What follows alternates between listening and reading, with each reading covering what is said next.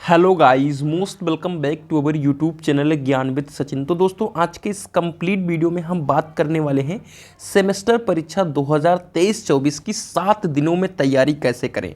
और हमने भी पॉलिटेक्निक का सेमेस्टर एग्ज़ाम दिया है और हमने भी 80% के एबव मार्क्स गेन किए हैं।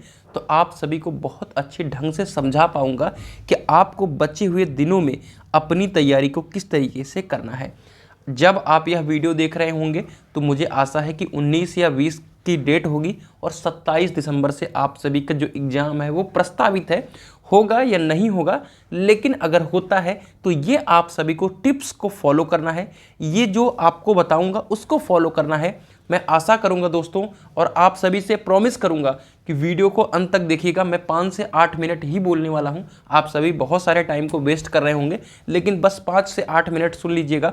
मैं ऐसी ऐसी चीज़ें आप सभी को बताऊंगा जो आपके एग्ज़ाम में, प्रिपरेशन में और लिखने में दोनों में मदद करेंगी और आपका स्कोर डेफिनेटली बढ़ने वाला है। तो चलिए बिना देरी किए अपनी इस वीडियो की शुरुआत करते हैं।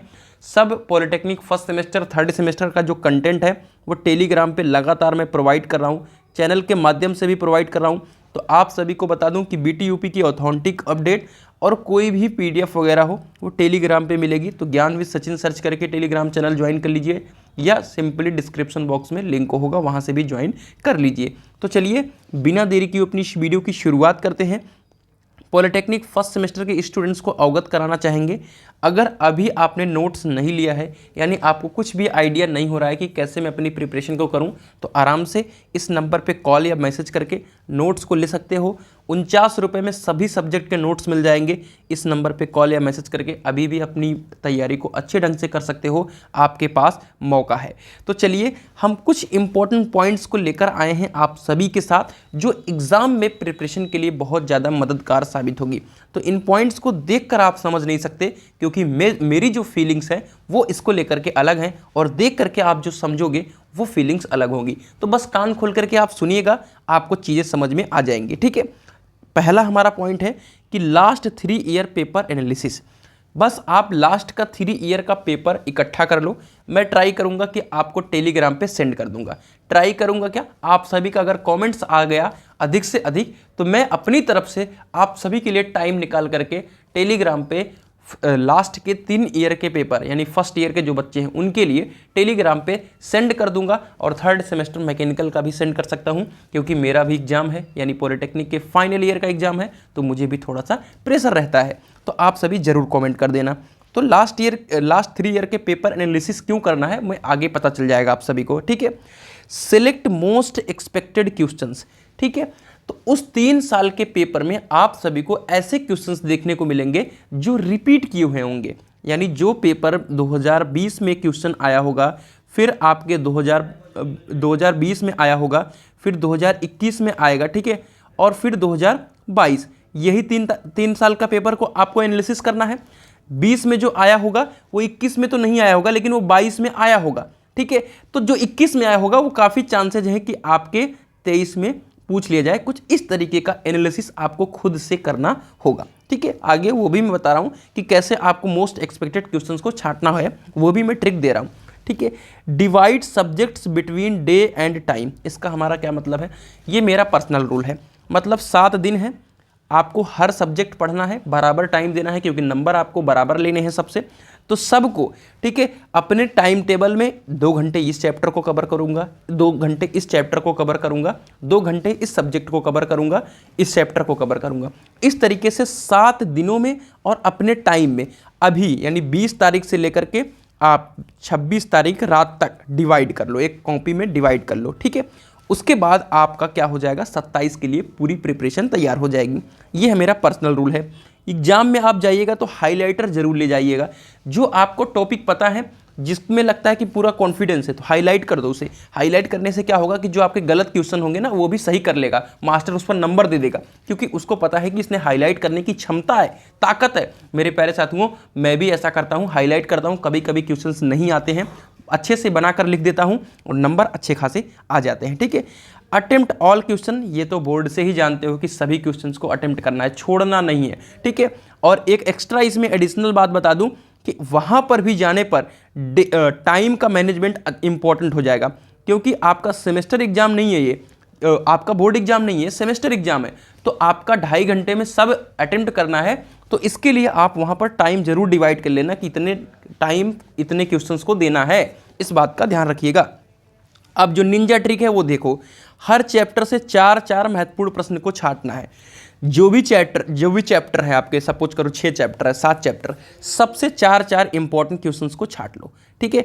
उसको अपने कॉपी में एक साइड लिखो और फिर उनकी प्रिपरेशन करो, ठीक है। लिस्ट को तैयार करो और फिर प्रिपरेशन करो, ठीक है। अब महत्वपूर्ण प्रश्न कैसे पता चलेंगे, वो आपको खुद पता चल जाते हैं। बर्नौलीज का थ्योरम है ये आपका, ठीक है। ये बी इक्वल आर ओमेगा का डेरिवेशन है, ए बराबर बी स्क्वायर बाई आर का डेरिवेशन है, ठीक है। तो इस तरीके से आपको एक्सपेक्टेड क्वेश्चंस मैंने बहुत सारी वीडियोस बना रखी है, वहाँ से भी देख सकते हो, ठीक है। और एक इंपॉर्टेंट चीज, डेट शीट का इंतजार ना करें। शायद आप वीडियो देख रहे हो तो डेट शीट ना आई हो, है ना, तो डेट शीट का इंतजार आप सभी ना करें। इंपॉर्टेंट चैप्टर्स को सिलेक्ट कीजिए और कुछ चैप्टर को छोड़ दो, यानी जो आपको बहुत ज़्यादा लेंदी लग रहे हो और उनसे आपका ज़्यादा काम ना बन रहा हो तो उन्हें अभी छोड़ दो। यानी आपने अगर नहीं पढ़ा है तो उसे छोड़ दो। 5-7 चैप्टर हैं तो 5 ही चैप्टर को कवर करो, लेकिन ढंग से कवर करो, जिससे उससे क्वेश्चन आ जाए तो डन हो जाए। ये मेरा निंजा ट्रिक है और शायद ये बहुत अच्छा है।